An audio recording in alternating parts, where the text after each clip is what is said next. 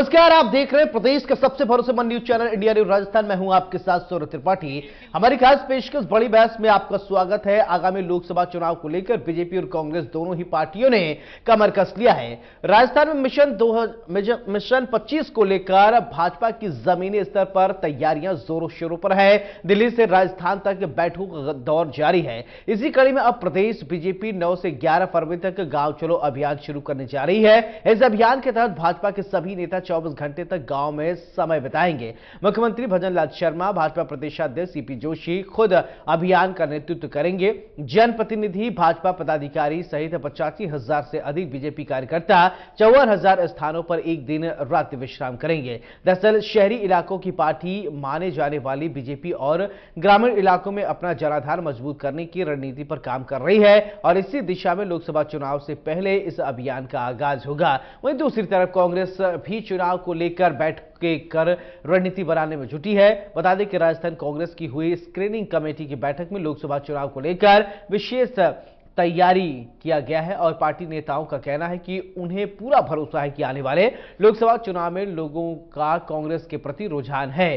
साथ ही राजस्थान की 11 लोकसभा सीटों पर कांग्रेस के पक्ष में माहौल है। वहीं बैठक में इस बात पर भी चर्चा हुई कि किस तरीके से इन 11 लोकसभा सीटों पर कांग्रेस को चुनाव लड़ना है और जीत हासिल करनी है।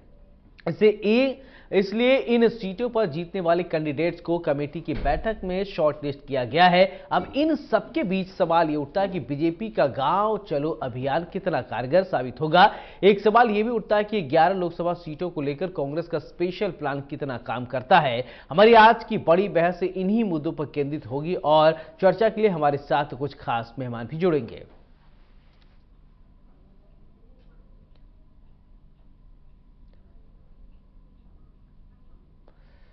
आज की बड़ी बहस की शुरुआत करें उससे पहले आपको कुछ बयान सुनाते हैं कि 2 बार से 25 की 25 सीटें भारतीय जनता पार्टी राजस्थान में जीत रही है और इस बार भी ये लक्ष्य है कि 25 की 25 सीट तो जीतेंगे ही जीतेंगे। सीट का मार्जिन बढ़ा करके तब जीत जो है वह प्रधानमंत्री मोदी जी की झोली में वह 25 की 25 सीटें जाए और उसी के साथ साथ तीसरी बार प्रधानमंत्री के रूप में माननीय मोदी जी शपथ लें। बिल्कुल है, निश्चित रूप से 25 सीटें हम लोग जीतेंगे और लोकसभा में भी पिछली बार से ज्यादा हमको बहुमत मिलेगी। जनता पार्टी जमीन से जुड़ी हुई पार्टी है। कार्यकर्ता हमारे हमेशा जनता के बीच रहते हैं, नेता भी जनता के बीच रहते हैं। तो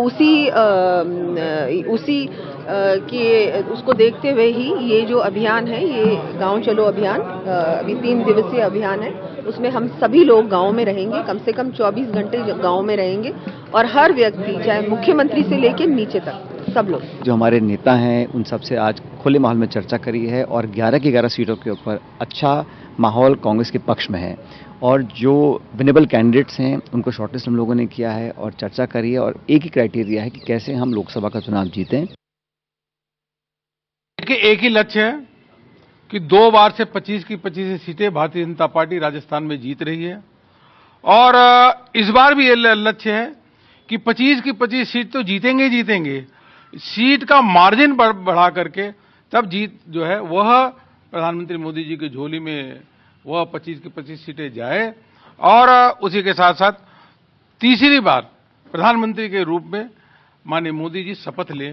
बिल्कुल है, निश्चित रूप से 25 सीटें हम लोग जीतेंगे और लोकसभा में भी पिछली बार से ज्यादा हमको बहुमत मिलेगी। जनता पार्टी जमीन से जुड़ी हुई पार्टी है। कार्यकर्ता हमारे हमेशा जनता के बीच रहते हैं, नेता भी जनता के बीच रहते हैं। तो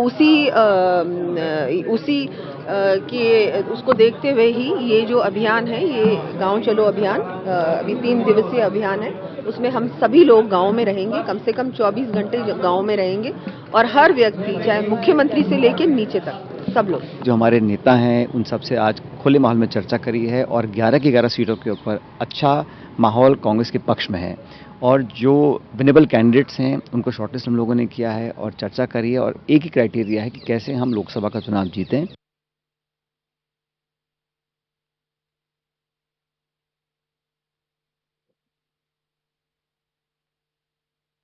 बीजेपी ये दावा कर रही है कि 25 के 25 लोकसभा सीट जीतेंगे, लेकिन कांग्रेस की अगर बात किया जाए तो कांग्रेस का कहना है कि 11 सीटों पर कांग्रेस मजबूत है और 11 सीटों पर हाथ बहुत मजबूत हो सकता है। बहरहाल अब लोकसभा की तैयारियां जोरों शोरों से चल रही हैं। अगर इससे पहले विधानसभा चुनाव पर अगर आप नजर दौड़ाएं तो राजस्थान में सत्ता परिवर्तन हुआ है, लेकिन एक तरफ जहां कांग्रेस के कार्यकर्ता थोड़ा हतोत्साहित हैं, वहीं बीजेपी के कार्यकर्ता उत्साहित हैं। उसका सीधा साधा रीजन यह है कि अभी बीजेपी ने सीधे तौर पर अपनी सरकार बना ली। राजस्थान में सत्ता परिवर्तित हो गया है।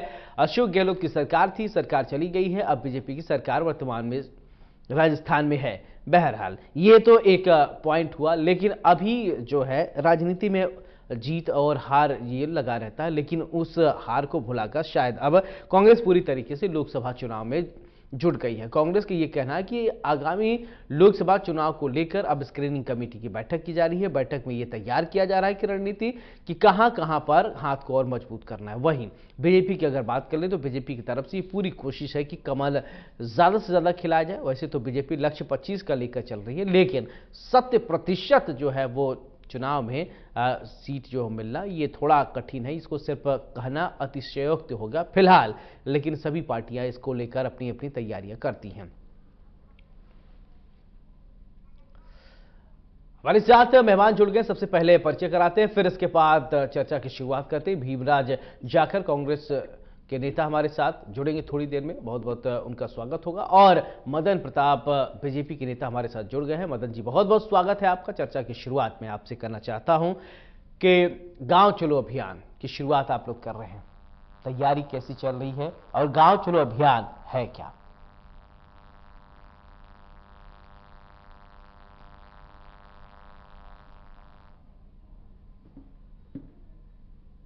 की सरकार है, हम तो गांव गरीब और किसान की बात करने वाले हैं। राजस्थान में किसान का बेटा मुख्यमंत्री है और देश के अंदर मजदूर का बेटा मुख्यमंत्री है, प्रधानमंत्री है। आज जो माननीय प्रधानमंत्री जी की जनकल्याण योजनाएं हैं, जो सरकार की जनकल्याण योजनाएं हैं, वो धरातल पे पहुंची नहीं पहुंची, इसका विश्लेषण करने के लिए हम जाते हैं। जो लोग हमारी जनकल्याणकारी योजनाओं का जो लाभ ले रहे हैं, उनको किसी तरीके की कोई समस्या तो नहीं है। और गांव के अंदर रह के, गरीब के बीच में रह के, किसान के बीच में रह के, मजदूर के बीच में रह के हम ये जानना चाहते हैं कि योजनाओं के लाभ लेने में किसी तरीके की समस्या नहीं है। और नई समस्या क्या है, नई सरकार की रणनीति क्या बने और नई योजनाओं में किस तरीके से जनता में अंतिम पंक्ति में बैठे हुए व्यक्ति को लाभ पहुंचा सके।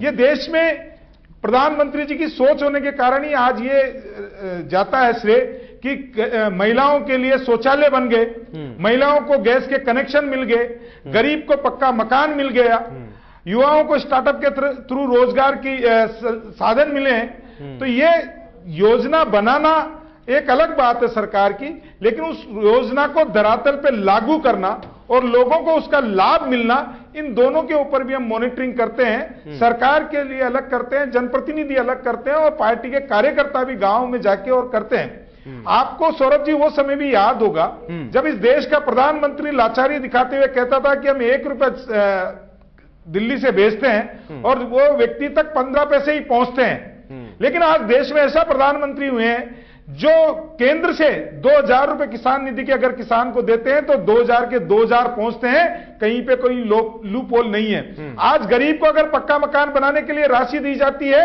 तो 100% सीधे उसके डीबीटी द्वारा उसके खाते के अंदर पहुंचती है। इसी का नतीजा है कि देश की जनता माननीय मोदी जी पे भरोसा करती है और मोदी जी द्वारा बोली गई हुई बात को गारंटी मानती है। उसी तरीके से राजस्थान के अंदर जो भजनलाल जी की सरकार है, उसका भी सेम इसी तरीका का है कि हम राजनीति नहीं करते मुद्दा बना के।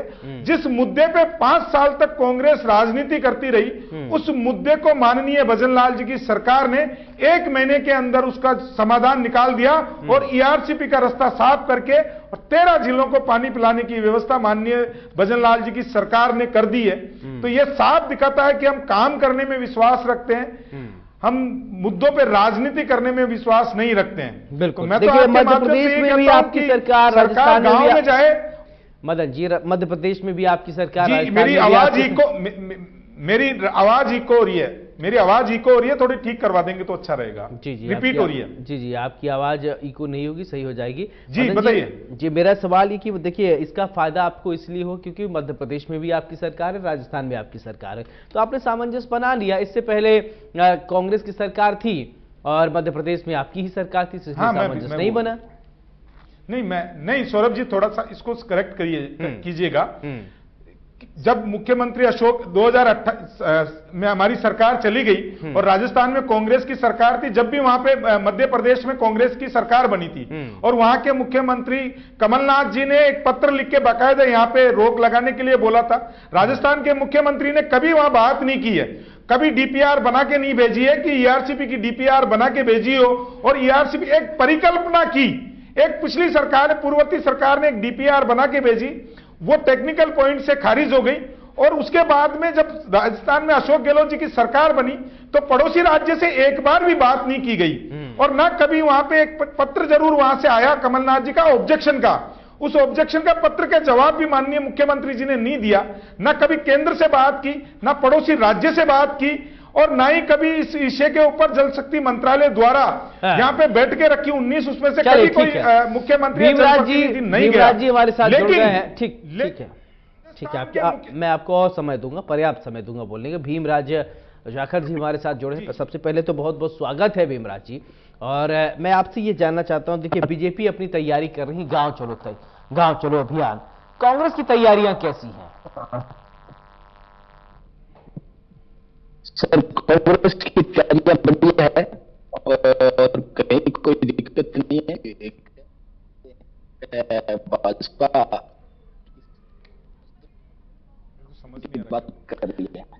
चलिए भीमराज जी, मैं आपको थोड़ा रुकना चाहूंगा क्योंकि आपकी आवाज जो है वो साफ नहीं आ रही, शायद आप नेटवर्क एरिया में नहीं है। बहरहाल ठीक है। मदन जी, मैं आपसे ये समझना चाहता हूं, देखिए बीजेपी के लिए ये कहा जाता है कि बीजेपी हमेशा चुनावी मोड पे रहती है, एक चुनाव जीती नहीं दूसरी कैंपेनिंग शुरू। अभी आपने विधानसभा जीता, लोकसभा की तैयारी उसी से समय या उससे पहले ही आप लोगों ने कर लिया, तो अब जनता और कैसे आपसे कनेक्ट हो, इसको थोड़ा समझाएं। सौरभ जी, भारतीय जनता पार्टी का एक सिद्धांत है, हम सत्ता को साधन बना के जनता की सेवा करना चाहते हैं और सत्ता को साधन बना के ही कार्य करते हैं। दूसरी तरफ हम जनता के बीच में रहते हैं, और आपने कहा कि हम चुनाव अगर लड़ने जाएंगे तो तैयारी के साथ जाएंगे, तो 5 साल तक संगठन एक्टिव रहता है, कार्यकर्ता एक्टिव रहता है। आज भारतीय जनता पार्टी देश ही नहीं दुनिया की सबसे बड़ी राजनीतिक पार्टी है। वो इसलिए नहीं है कि वहां पे पार्टी में काम करना, इसलिए है क्योंकि कार्यकर्ता को देवतुल्य कार्यकर्ता मानते हैं। दूसरी तरफ कांग्रेस अगर आप देखेंगे तो उनके पास में कार्यकर्ता नहीं है। राजस्थान के अंदर गोविंद सिंह डोटासरा जी अपनी कार्यकारिणी नहीं बना पाए, यहां इन्होंने शक्ति प्रदर्शन किए, कुछ किए तो लोग नहीं होते थे, उनको मजबूरी में कहना पड़ा कि मंत्री आता है, गनमैन आता है, ये कई बार देखा। इसका कारण सीधा सीधा सौरभ जी ये है कि हम जब बूथ का अध्यक्ष होता है तो उसको देवतुल्य बोलते हैं, हम कार्यकर्ता को देवतुल्य कार्यकर्ता बोलते हैं। दूसरी तरफ आपने एक दिन पहले देखा होगा कि कांग्रेस के राष्ट्रीय अध्यक्ष मल्लिकार्जुन खड़गे जी ये कहते हैं कि बूथ पे अध्यक्ष अगर आप चुनो तो कुत्ते के जैसे कान पकड़कर उसको चेक करके चुनो कि भौंकने वाला है या नहीं है। तो एक तरफ वो पार्टी है जो कार्यकर्ता को देवतुल्य समझती है, और दूसरी तरफ वो पार्टी है जिसका राष्ट्रीय अध्यक्ष अपने बूथ अध्यक्ष को चुनने के लिए कुत्ते से तुलना करता है और ये कहता है कुत्ते के जैसा भौंकने वाला बूथ अध्यक्ष चाहिए। तो दोनों की सोच के अंदर ये बहुत बड़ा अंतर है, मैं समझता हूं। चलिए ठीक है, भीमराज जी इसका जवाब देंगे क्या? कार्यकर्ताओं से जिंदा होती है। भीमराज जी इसका जवाब देंगे क्या? बूथ अध्यक्षों की जो तुलना की गई वो थोड़ा दुखद है, बहुत लोग मायूस भी हुए, उनको ठेस भी पहुंचा होगा कि हम इतना मेहनत करते हैं और हमारी तुलना जो है कुत्ते से की जा रही है।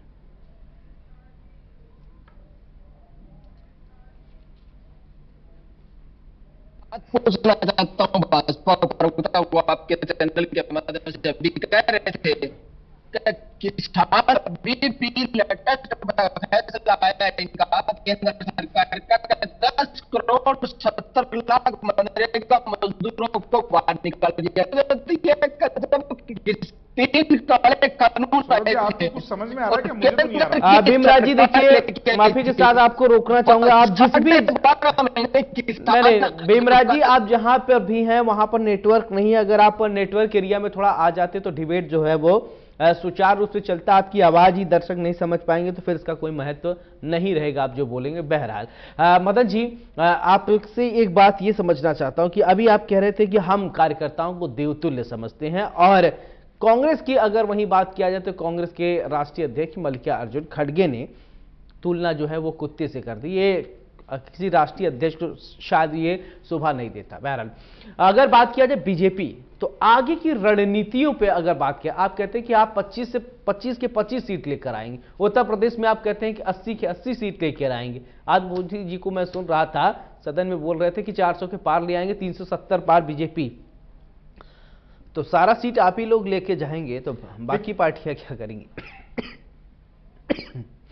देखिए सौरभ जी, आजादी के बाद में इस देश के अंदर जो सरकार बनी है, मैं फिर बोलूंगा, अंतिम पंक्ति में बैठे हुए व्यक्ति की सरकार बनी। इस देश का प्रधानमंत्री जो जनता के बीच में से निकल के बना, जिसने गरीबी देखी, जिसने बेरोजगारी देखी, जिसने दुख देखा, जो रेलवे स्टेशन पे चाय बेच के और देश के प्रधानमंत्री बने, तो गरीब का दर्द और अंतिम पंक्ति का बैठे हुए व्यक्ति का दर्द समझते हैं। दूसरी तरफ मैं एक चीज और बता दूं, जो हमारे दीनदयाल उपाध्याय जी थे, उनका नारा ही था कि अंत उदय होना चाहिए, और अंतिम पंक्ति में बैठे हुए व्यक्ति की जिस दिन लाभ पहुंचेगा उस दिन वो व्यक्ति प्रथम पंक्ति में आएगा, उस दिन सरकार और सत्ता का जो है वो लाभ उस अंतिम पंक्ति में बैठे हुए व्यक्ति को मिलेगा, तो सरकार का कार्य साकार होगा।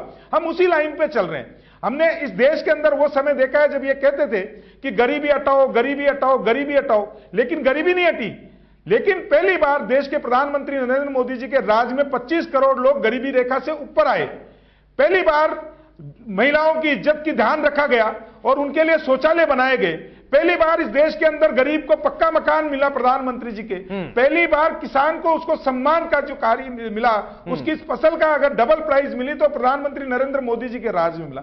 होता क्या इस देश में 2014 से पहले का जो देखा वो भ्रष्टाचार का देखा, तुष्टीकरण का देखा। अब एक चीज शायद भारतीय जनता पार्टी के चलन से बहुत दिन से खत्म हो गई। कोई ये नहीं कहता बीजेपी सरकार, बीजेपी शब्द हम बहुत कम सुनने में आता, हर चीज मोदी मोदी। ठीक है, मोदी जी करते हैं, आपके नेता हैं, लेकिन क्या बीजेपी का कोई स्टैंड नहीं है? बीजेपी की कोई ऐसी बात नहीं? आप लोग ये नहीं कहते ये बीजेपी की रणनीति ना, मोदी जी शाह, क्या एक व्यक्तिवादी पार्टी हो गई क्या भारतीय जनता पार्टी? सौरभ जी, एक चीज आपको समझनी पड़ेगी, संगठन और सरकार दो अलग अलग चीज हैं। मोदी जी संगठन के नेता थे और इस संगठन ने चुनाव लड़ा, उस चुनाव से वो सरकार के अंदर गए।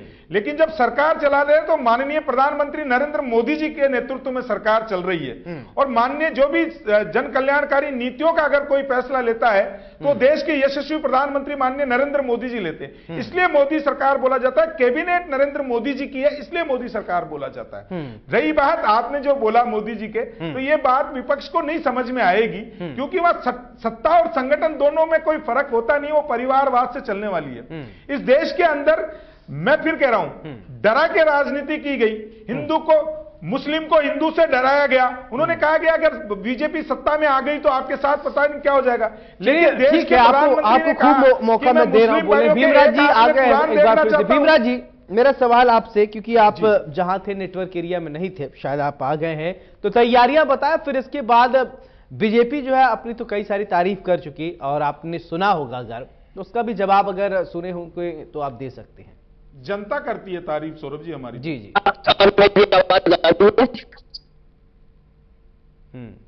मेरी आवाज आ रही है आपको? आपकी आवाज आ रही है, लेकिन वही कट कट के आ रही है।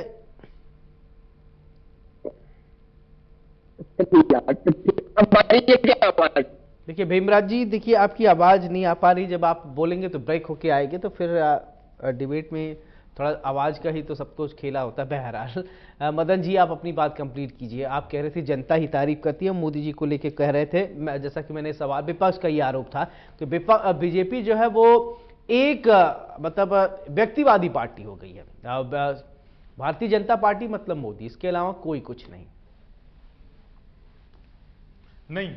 आप ये तो विपक्ष का है, वो कुछ भी बोल सकते हैं। वहां जो मामला एक परिवार से चलता है और एक परिवार जो निर्णय लेता है वो सबको मानना पड़ता है। अब अगर उसके खिलाफ अगर गुलाम नबी आजाद बोले तो पार्टी के बाहर जाते हैं। जितिन प्रसाद बोले तो पार्टी के बाहर जाते हैं, ज्योतिरादित्य सिंधिया अगर कोई बात कर ले तो पार्टी के बाहर जाते हैं, बाहर का रिश्ता दिखाते हैं। और एक व्यक्ति के 13 बार लॉन्चिंग करी जाती है और वो लॉन्चिंग में अगर जनता नकार देती है तो भी जनता पे थोपने की कोशिश की जाती है, वो एक अलग विषय। लेकिन मैं ये कह सकता हूं कि देश के अंदर जो मोदी जी की लोकप्रियता है वो लोकप्रियता ऐसे ही हासिल नहीं हुई है सौरभ जी। उस लोकप्रियता के लिए मोदी जी के जनता हित में जो किए गए कार्य हैं, जो अंतिम पंक्ति में बैठे हुए व्यक्ति के लिए जो कार्य किए गए हैं, जो किसान के लिए किए हैं, जो महिलाओं के लिए किए हैं, जो युवाओं के लिए किए हैं, जो मजदूर के लिए किए हैं, पहली बार जनता को ऐसा लगा है कि ये आम व्यक्ति की सरकार है और आम आदमी की सरकार है, जिसमें आम आदमी के बारे में सोचा जाता है और आम आदमी के लिए कार्य किए जाते हैं। इसलिए जनता आशीर्वाद देती है। लोकप्रिय बनने के लिए काम करना पड़ता है, जनता की सुननी पड़ती है। अब एक परिवार की सुनो आप, और वो परिवार के बाहर कहीं कुछ नहीं जाने दो तो क्या होगा? मोदी जी के अलावा आपने देखा होगा कि राजस्थान के अंदर मुख्यमंत्री बना, कौन बना? अंतिम पंक्ति में बैठे हुए माननीय भजनलाल जी एक मजदूर किसान के बेटे बने। राजस्थान के अंदर उप मुख्यमंत्री बने प्रेमचंद जी बैरवा। वो व्यक्तिवाद से आए क्या? वो मजदूर का बेटा जिसने कभी नहीं सोचा था कि मैं इतने बड़े पद पे पहुंचूंगा, ये भारतीय जनता पार्टी के अंदर ही साकार हुआ कि प्रेमचंद जी बैरवा डिप्टी सीएम राजस्थान के बने। ये भारतीय जनता पार्टी के अंदर ही संभव हो पाया कि मोहन यादव जी मध्य प्रदेश के मुख्यमंत्री बने। ये भारतीय जनता पार्टी में एक बात सही करें, एक वाकया अभी मैं एक पंक्ति में बैठा वीडियो देख रहा था, जैसे कि आप भजनलाल शर्मा के लिए आप कह रहे हैं कि एक पत्रकार बंधु बारे सवाल पूछ रहे थे कि पहली बार के विधायक हैं भजनलाल शर्मा, वो बताएंगे कि इस बार मुख्यमंत्री कौन बनेगा। लेकिन जब बात सामने आई, पर्ची खुला तो पता चला वही मुख्यमंत्री बनेगा। बड़ा शॉकिंग था, वो भी पत्रकार भी हिल गए। देखिए सौरभ जी, शॉकिंग तो इसलिए होता है कि एक जो लोगों ने परिवार के बाहर सोचा नहीं और जनता को भी उन्होंने यही बताया कि जो बड़े नेता है, जो परिवार से निकले हैं, कि देश का प्रधानमंत्री कौन बनेगा? या तो राहुल गांधी बनेगा या मैडम सोनिया पीछे से रिमोट से सरकार चलाएगी कन्वीनर बन के। लेकिन पहली बार राजस्थान के अंदर पहली बार का विधायक एक किसान का बेटा मुख्यमंत्री बन गया। मैं फिर कहूंगा, जो लोग ये कहते हैं पर्ची से सरकार, ये लिफाफे से आज तक पूरी जिंदगी में लिफाफे से सरकारें बनाते रही। मैं सौरभ जी बड़ी ईमानदारी से पूछना चाहता हूं आपसे कि ये बताइए कि 1998 में परशुराम मदेना शीशराम ओला जी के नेतृत्व में चुनाव लड़ा गया। चुनाव जीतने के बाद में लिफाफा आया, किसका नाम निकला? 2008 के अंदर सीपी जोशी के नेतृत्व में चुनाव लड़ा गया, दिल्ली दरबार से लिफाफा आया गया। 2018 के अंदर सचिन पायलट के चेहरे पे चुनाव लड़ा गया और राजस्थान में ये बताया गया कि सचिन पायलट मुख्यमंत्री होंगे। नहीं, आप सही कह रहे हैं। लिफाफा आया। नहीं, अब तो लोग ऐसा भी कह रहे हैं ना, खाता ने वही जो मोदी जी कहे वही सही। लेकिन अब तो इसको भी आपको स्वीकार करना पड़ेगा, खाता ने वही मोदी जी जो कहे वही सही। आप ये बताइए कि एक मदन प्रजापत जो आपके टीवी के ऊपर बैठा हुआ है, एक कुमार का बेटा, एक माटी से निकल के एक माटी खूंदने वाले का बेटा आज राजस्थान के प्रवक्ता की लिस्ट में आप में बैठा। ये भारतीय जनता पार्टी में संभव है। और ये मोदी जी, अगर ये मोदी जी कर रहे हैं तो मैं तो कहता हूं कि जनता के लिए ऐसे मोदी जी हर पार्टी के अंदर होए जो परिवार के बाहर सोचते ही नहीं है, जिसके परिवार। आज ये देखिए कि एक अलायंस बनाया गया, एनडी अलायंस बनाया गया। उस सौरभ जी, उस एनडी अलायंस के अंदर कौन है? जो परिवारवाद की पार्टियां जो अपना अस्तित्व बचाते हैं। पश्चिम बंगाल में कौन अलायंस के अंदर था? ममता बनर्जी। उत्तर प्रदेश में कौन है? अखिलेश यादव जी, परिवार से निकल के आए ना। दिल्ली के अंदर कौन है? अरविंद केजरीवाल। तो ये जो बॉम्बे में कौन है? एनसीपी कौन से है? परिवार, शरद पवार का परिवार। और सबसे बड़ी इनकी जो हितैषी बन रही है वो कांग्रेस खुद परिवारवाद से ग्रसित है। तो परिवारवाद के अलावा बाहर ये सोच ही नहीं सकते। लेकिन भारतीय जनता पार्टी में सूबे का मुख्यमंत्री भी परिवार के बाहर बनता है। आप ये बताइए, भारतीय जनता पार्टी, चलिए अब इसका जवाब ठीक है, भीमराज जी इसका जवाब भीमराज जी देंगे। ठीक है भरत जी, ठीक है, आपने सही कहा। भीमराज जी का जवाब शायद अब आवाज आए तो ये बेहतर बताएंगे, क्योंकि विपक्ष को बताना ज्यादा जरूरी है।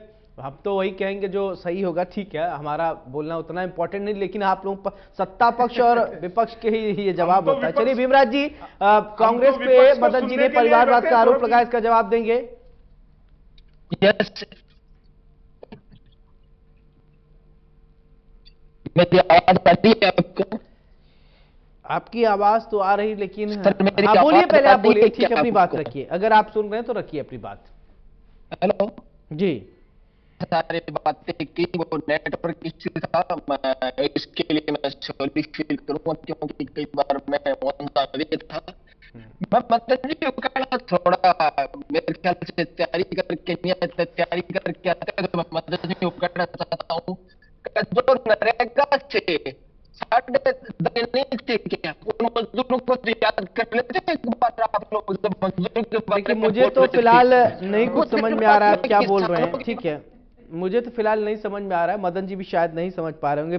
पीसीआर टीम, अगर इनकी आवाज सही हो सकती है तो ठीक है, बताएं, नहीं तो फिर मदन जी से ही सवाल पूछते हैं। मदन जी, मेरा सवाल आपसे ये कि देखिए 25 सीटों पर चलिए बात कर लेते हैं। आपने कई सारी रणनीतियां और बताई और कई सारी चीजें आपने बताया। चलिए अब हम मुद्दे की बात ये करते हैं कि इस बार जो खास रणनीति रहने वाली है उसके विषय पे बताएं, क्योंकि ठीक है, जनता तो आपसे जुड़ी हुई है। इससे पहले आपने देखा लोकसभा चुनाव की अब तैयारी कर रहे हैं, विधानसभा में आपने देखा प्रचंड बहुमत के साथ आपने सरकार बना ली है, और इस समय बीजेपी के जो कार्यकर्ता हैं वो उत्साहित भी हैं। इसका लाभ तो आपको और मिलना ही है।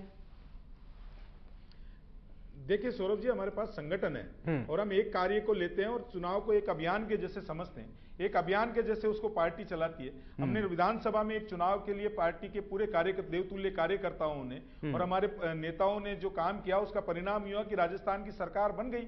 अब हमने एक सरकार बनने के बाद सरकार को छोड़ दिया है कि सरकार अपना जनकल्याणकारी योजनाएं बने और कार्य करे, और पार्टी के कार्यकर्ता होने के नाते हम जो है नई अभियान की तरफ निकल गए, जिसका नाम लोकसभा चुनाव है। हम लोकसभा चुनाव की तैयारियां कर रहे हैं, और राजनीति के अंदर संगठन का काम ही है कि हम जो सरकार बनाने के लिए संगठन कार्य करें, और हम 25 की 25 सीटें राजस्थान से फिर तीसरी बार जीतेंगे, हैट्रिक लगाएंगे, और देश में प्रचंड बहुमत के साथ में इतिहास लिखा जाएगा कि तीसरी बार माननीय प्रधानमंत्री नरेंद्र मोदी जी शपथ लेंगे प्रधानमंत्री के तौर पे।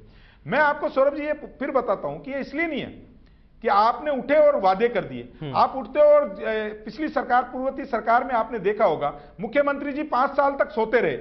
5-6 महीने जब चुनाव के अंदर बचे तो मुख्यमंत्री जी नींद से जाके और घोषणाओं पे घोषणाएं करी। उन घोषणाओं का किसी को लाभ मिला है कि नहीं मिला, ये कभी नहीं देखा। इन घोषणाओं के लिए बजट कहां से आएगा, ये कभी नहीं देखा। जिले बनाने की हो, चाहे कुछ मांगने की हो, और बड़े रोब से खड़े होते हैं विधानसभा के अंदर और कहते हैं आप मांगते मांगते थक जाओगे, मैं देता देता नहीं थकूंगा। अरे ऐसा देना किस काम के जिसको आपको जनता तक पहुंचा ही नहीं सकते, केवल आप घोषणाओं के मुख्यमंत्री बने। लेकिन आज देखिए राजस्थान में सरकार को 1.5 महीना हुआ है। 1.5 महीना होने के बाद में इस सरकार की सबसे बड़ी उपलब्धि है भजनलाल जी सरकार की, कि उसके अंदर 2 परीक्षाएं हुई और दोनों की दोनों सफलतम परीक्षाएं हुई। जो सरकार पिछले 5 साल के अंदर एक सफलतम परीक्षा नहीं करा पाई, वो सरकार अस्तित्व में, भाजपा की भजनलाल जी की सरकार अस्तित्व में आते ही 2 सफलतम परीक्षाएं करी। किसी प्रकार का कोई आपने देखा हो तो बता दीजिए, आपके रिपोर्टर भी राज्यपुर में होते हैं। उस सरकार, दूसरी हमारी सबसे बड़ी उपलब्धि, जिस सरकार ने पिछले 5 साल तक सिर्फ राजनीति की आरसीपी पे, पूर्वी राजस्थान की जनता को प्यासा मरने के लिए छोड़ दिया, पूर्व राजस्थान के किसानों को मरने के लिए छोड़ दिया, और सिर्फ मुद्दा बना के और पूर्वी राजस्थान से वोट की फसल काटने में लगी रही। आज माननीय भजनलाल जी की सरकार बनी और ईआरसीपी का मुद्दा जो है वो कर दिया। और कल गजेंद्र जी ने साफ कहा है कि हमने इसका उद्घाटन भी हम ही, इसका शिलान्यास भी हम ही करेंगे और इसका उद्घाटन भी हम ही करेंगे। पिछली सरकार सिर्फ 3 जिलों को पानी देने के लिए 2051-52 तक का उन्होंने बनाया रोड मैप, और हम कह रहे हैं कि हम 5 साल में इस पूर्वी राजस्थान को ईआरसीपी के माध्यम से पानी पिला देंगे। तो ये जो सोच है, ये जो जनता के कार्य हैं, इसीलिए जनता हम पर विश्वास करती है, इसीलिए जनता मोदी जी पे विश्वास करती है, इसीलिए जनता भारतीय जनता पार्टी के प्रत्येक कार्यकर्ता पे विश्वास करती है, और इसी विश्वास के कारण हम देश में तीसरी बार सरकार बनाने जा रहे हैं। मैं फिर कहूंगा, इस देश के अंदर एक सरकार थी कांग्रेस नाम की, जिन्होंने 50 साल से ज्यादा इस देश में राज किया। जो बात करते थे चुनावी भाषणों में, आपने देखा होगा, जो कहते थे, जवाहरलाल नेहरू जी कहते थे हम गरीबी हटाएंगे, इंदिरा गांधी बोली हम गरीबी हटाएंगे, राजीव गांधी बोले हम गरीबी हटाएंगे, पीवी नरसिम्हा राव बोले हम गरीबी हटाएंगे, और मनमोहन सिंह तक ये बोलते रहे कि हम गरीबी हटाएंगे। लेकिन इस देश के अंदर प्रधानमंत्री नरेंद्र मोदी जी ने सिर्फ 10 साल के अंदर 25 करोड़ लोगों को गरीबी रेखा से बाहर निकाल दिया। ये कथनी और करनी के अंदर फर्क होता है। इस देश के अंदर एक सरकार थी जो कहती थी कि नहीं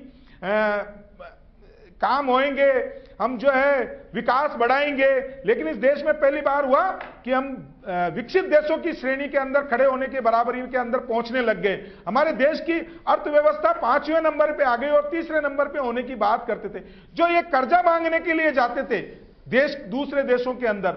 आज यशस्वी प्रधानमंत्री जी के नेतृत्व में यह हुआ है कि देश अपने आप मजबूत हुआ है और देश ही नहीं दुनिया के अंदर भारत की जो साख है वो बड़ी है। इसी कारण से मैं फिर कहता हूं कि इसी कारण से आज देश की जनता माननीय मोदी जी पे भरोसा करती है और तीसरी बार हम प्रचंड बहुमत के साथ में सरकार बनाएंगे। यह सरकार गांव की सरकार है, यह सरकार गरीब की सरकार है, यह सरकार किसान की सरकार है, यह सरकार मजदूर की सरकार है और यह सरकार युवाओं के भविष्य और युवाओं के सपनों की सरकार है। इसीलिए मोदी जी के तीसरी बार प्रधानमंत्री बनने जा रहे हैं। बिल्कुल, आपने जातियों को भी अभी 4 वर्गों में बांट रखा है कि जो है गरीब, महिला, ये सब सिर्फ अब आपने जातियां करते, जो वर्ण थे, वर्ण व्यवस्था भी था, हिंदू, मुस्लिम, सिख, ईसाई, सब आपने सबको दरकिनार कर दिया और आपने कहा कि सिर्फ 4 ही जाति हैं, गरीबी है, बेरोजगारी है, यही सब जातियां हैं, बाकी सब अब मामला जो है वो फिट है।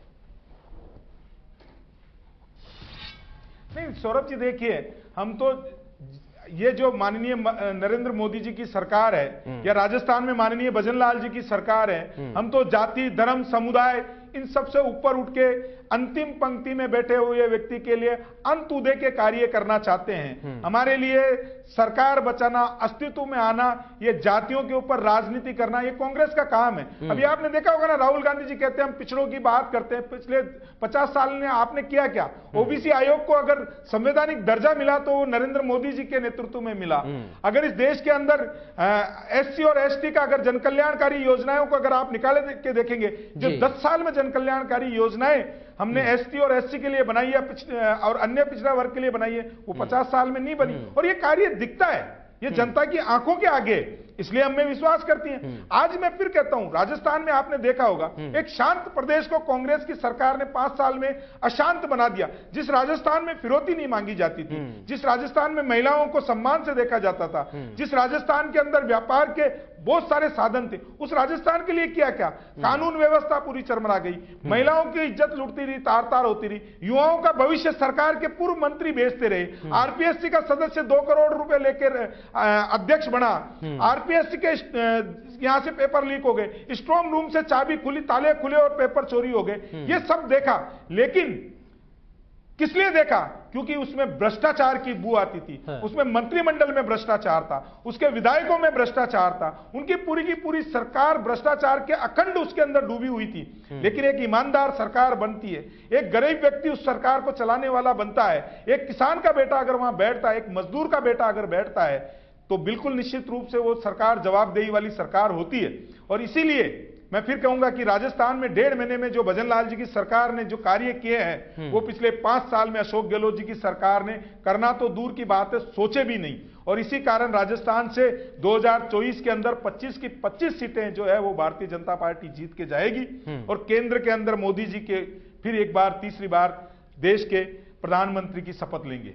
बिल्कुल, आपने कहा कि तीसरी बार आप सरकार बनाएंगे। देखिए, आप अर्थव्यवस्था को लेकर लगातार बात कर रहे हैं और तीसरी बार की जो सरकार है और अर्थव्यवस्था जो है वो तीसरे नंबर पर ला देंगे आप तो, और 2047 तक ये विजन रखा गया है कि भारत को विकसित राष्ट्र बना दिया जाएगा। हम विकासशील हैं, अभी विकसित हो जाएंगे, तो उसको उसमें राजस्थान की भी महती भूमिका होगी। तो अगर बात किया जाए तो राजस्थान के विकास के दृष्टिकोण से भजनलाल शर्मा ने अभी तक क्या क्या कदम उठाए हैं, उसके विषय में थोड़ा अगर दर्शकों को बताएं तो ठीक हो। देखिए माननीय मुख्यमंत्री जी ने विधानसभा में कहा है कि जो राजस्थान की अर्थव्यवस्था 1.5 मेट्रिक डॉलर समथिंग है, उसको 350 करोड़ से डॉलर से ऊपर लेके जाएंगे।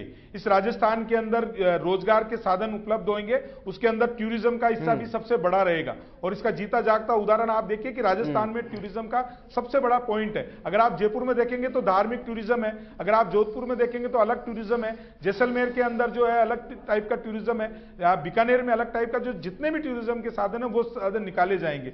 या राजस्थान के अंदर 2 हाईवे निकले हैं, जिनके अंदर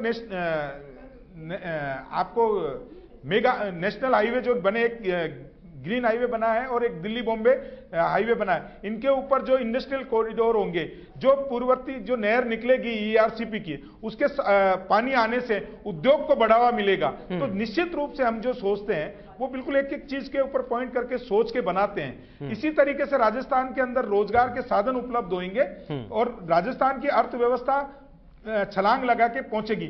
राजस्थान में आपने देखा होगा कि पिछली जो भारतीय जनता पार्टी की सरकार थी उसमें बिजली घाटे को एट पार्क बना दिया था, बराबरी पे लाके खड़ा कर दिया था। लेकिन फिर माननीय मुख्यमंत्री जी ने 8,000 करोड़ रुपए का घाटा जो है वो बिजली विभाग को कर दिया। क्यों कर दिया?